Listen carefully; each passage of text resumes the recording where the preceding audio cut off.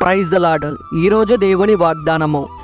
యెహోవా కొరకు నేను సహనముతో కనిపెట్టుకొంటిని, ఆయన నాకు చెవియొగ్గి నా మొర ఆలకించెను. కీర్తనల గ్రంథము 40వ అధ్యాయం 1వ వచనం. వాక్యము విన్నారు కదా. మీ కొరకు చిన్న ప్రార్థన. కళ్ళు మూసుకోండి. మీరు ప్రార్థనలో అడిగి ఉన్న వాటిని మీరు పొందుకొని ఉన్నారని, అవి మీ జీవితంలో జరిగి ఉన్నాయని నమ్మండి. నమ్ముట నీ వశమైతే నమ్మువానికి సమస్తము సాధ్యమే. ప్రార్థన.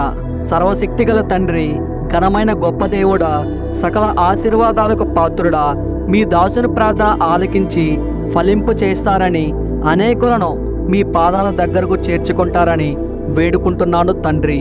ఓ దేవా, ఈ వాక్యము విన్న ప్రతి ఒక్కరిని ఆశీర్వదించి, ఈ ప్రార్థనలో మోకరించి నాతో ఏకీభవించినటువంటి మీ దాసులను, మీ దాసురాండ్రులను, ఇంకా పక్క కుటుంబీకులందరినీ ఈ వర్తమానం వినిపించి, వారి వారి కుటుంబాలలో ఉన్నటువంటి కుటుంబీకులందరినీ, వారి ఆస్తుపాస్తులను, వారి పశు సంతతిని దీవించి ఆశీర్వదించి ఘనపరచగలరని తమ ఘనతను యేసుక్రీస్తు నామంలో అడిగి వేడుకుంటున్నాం తండ్రి. Amen, amen, amen.